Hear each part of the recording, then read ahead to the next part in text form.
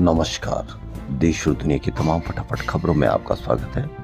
देश और दुनिया की तमाम फटाफट खबरों के लिए आपसे निवेदन कि यदि आपने हमारे चैनल को सब्सक्राइब नहीं किया है तो कृपया करके देश और दुनिया की तमाम फटाफट खबरों के लिए आपके अपने चैनल को सब्सक्राइब करना ना भूलें। आप सब्सक्राइब करते हैं तो हमें उन खबरों को हिम्मत होती है आप तक पेश करने की जो खबरें आपसे छुपाई जा रही है। जी हाँ, आप उन खबरों को भी ढूंढें जो आपसे छुपाई जा रही है, कहीं वो खबर ही तो आपके लिए काम की नहीं है। जी हाँ, सुप्रीम कोर्ट ने निर्वाचन आयोग को निर्देश दिया कि वह बिहार की वोटर लिस्ट से हटाए गए 65 लाख नामों की सूची 19 अगस्त शाम 5 बजे तक जारी करे। जी हाँ, बड़ी खबर, सुप्रीम कोर्ट ने निर्वाचन आयोग को बड़ा निर्देश दिया। 65 लाख नाम सूची से गायब हो गए और आपको खबर तक नहीं। क्या मीडिया में जिनका डर दिखाया जा रहा है, क्या वह लिस्ट में शामिल है या अधिकतर वो शामिल है जिनको डर दिखाया जा रहा है? जी हाँ, इस पर आप अवश्य नजर रखें और जब 65 लाख नामों की सूची आएगी तब आपको पता लगेगा कि किस तरह से 65 लाख नाम गायब हुए। तो इसलिए बड़ी खबर, वहीं हम पूरे देश में स्वच्छ वोटर लिस्ट बनवा कर रहेंगे, यह कहना है राहुल गांधी का। लोकसभा में नेता प्रतिपक्ष राहुल गांधी 17 अगस्त से बिहार में वोटर अधिकार यात्रा निकालेंगे। वह 13 दिन में 1600 किलोमीटर चलेंगे। जी हाँ, भारत जोड़ो यात्रा में उन्होंने यात्रा की तो अपनी सीटों को कांग्रेस को डबल कर लिया। अब देखना यह है कि बिहार में कितना असर डालेगी उनकी वोटर अधिकार रैली। जी हाँ, वोटर अधिकार यात्रा निकालेंगे 17 अगस्त से राहुल गांधी। वह 13 दिन में 1600 किलोमीटर चलेंगे। राहुल ने कहा कि हम वोट चोरी के खिलाफ सीधी लड़ाई छेड़ रहे हैं। ये चुनावी मुद्दा नहीं, हम पूरे देश में स्वच्छ वोटर लिस्ट बनवा कर ही रहेंगे। क्या आपको भी लगता है कि ये चुनावी मुद्दा है या वो काम जो वास्तव में आपको देखना चाहिए कि किस तरह से वोटर लिस्ट से नाम गायब हो रहे हैं, जोड़े जा रहे हैं? 1 लाख से अधिक वोटर लिस्ट में नाम जोड़ना, क्या आप इसको उचित मानते हैं? और उन्होंने सबूत भी दिए। महाराष्ट्र के पालघर में नाला सोपारा विधानसभा क्षेत्र में सुषमा गुप्ता का नाम वोटर लिस्ट में 6 बार मिला है। 6 बार किसी वोटर लिस्ट में नाम आना, इसको आप कहां तक उचित मानते हैं? वहीं प्रधानमंत्री मोदी ने आज देश को लाल किले से संबोधित किया। उन्होंने स्वतंत्रता दिवस पर 2 बड़े ऐलान किए। उन्होंने कहा कि इस दिवाली पर सरकार जीएसटी रिफॉर्म ला रही है, इससे आम लोगों को टैक्स में बड़ी राहत मिलेगी। वहीं उन्होंने बताया कि आज से प्रधानमंत्री विकसित भारत रोजगार योजना लागू की जा रही है। इस योजना के तहत निजी क्षेत्र में पहली नौकरी पाने वाले बेटे बेटी को 15,000 रुपए सरकार की तरफ से दिए जाएंगे। कंपनियों को भी जो ज्यादा रोजगार जुटाएगा उन्हें प्रोत्साहन राशि दी जाएगी। यह योजना करीब 3.5 करोड़ नौजवानों के लिए रोजगार के अवसर बनाएगी। जी हाँ, निजी क्षेत्र में पहली नौकरी पाने वाले, अब देखना यह है कि निजी क्षेत्र में नौकरी देने वाले कितने कंपनियां आगे आती है।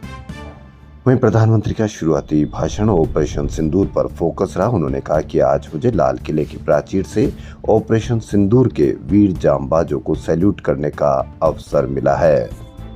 वहीं हम आपको बताएं कि कितनी बार लाल किले से तिरंगा फहराया गया है।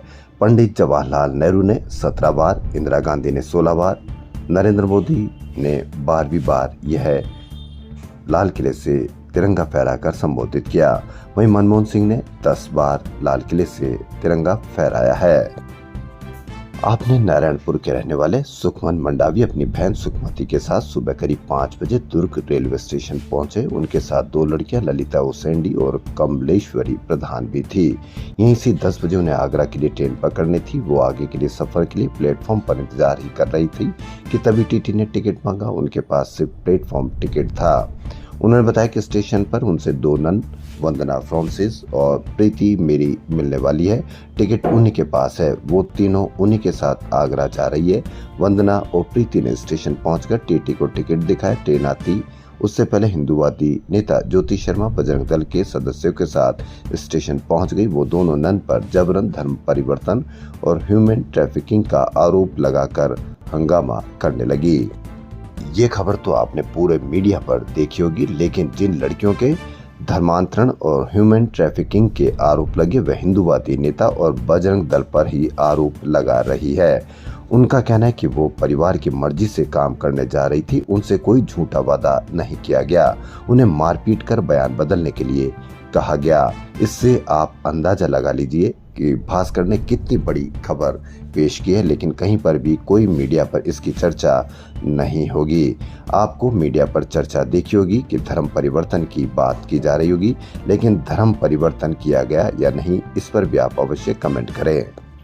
शोले फिल्म को आज 50 साल पूरे हो गए हैं, जादू अब भी कायम है। जी हाँ, रमेश सिप्पी द्वारा निर्देशित शोले के किरदार, डायलॉग, गाने, म्यूजिक इतने प्रभावी थे कि 5 दशक बाद भी आज भी उनका जादू बरकरार है।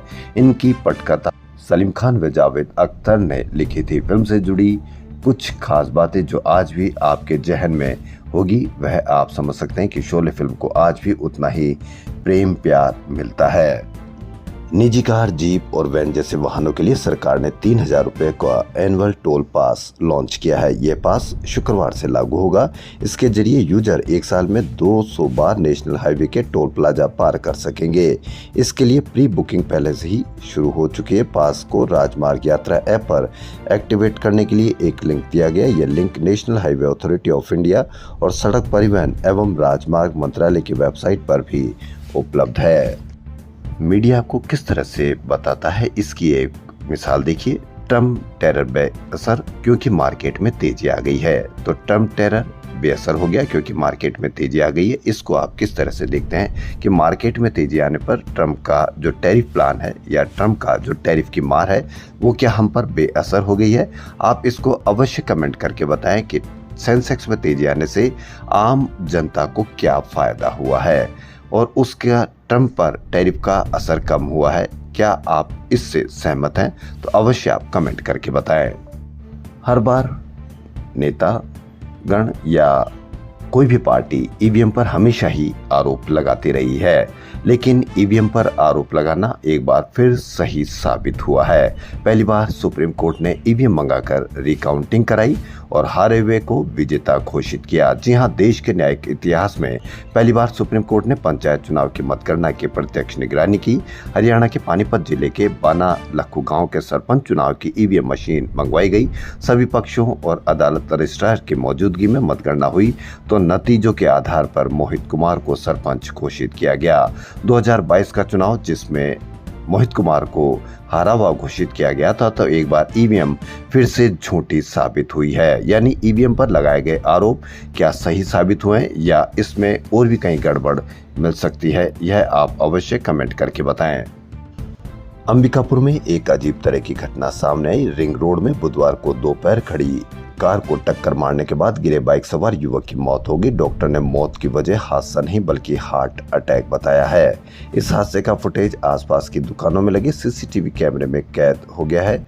जी हां, गोविंदपुर निवासी सिरिल तिर्की बाइक से बस स्टैंड की ओर जा रहा था। इसी दौरान उसे हार्ट अटैक आया और उसने अपनी बाइक की रफ्तार धीरे धीरे कम की। इसके बाद सड़क किनारे खड़ी कार से जा टकराया, वह वहीं बाइक समेत गिर गया। आसपास मौजूद लोगों ने युवक को अस्पताल पहुंचाया, जहां डॉक्टर ने उसे मृत घोषित कर दिया। तो देश और दुनिया की तमाम फटाफट खबरों में फिलहाल इतना ही। यदि आपको हमारा चैनल पसंद आए तो लाइक, सब्सक्राइब और शेयर अवश्य करें। धन्यवाद।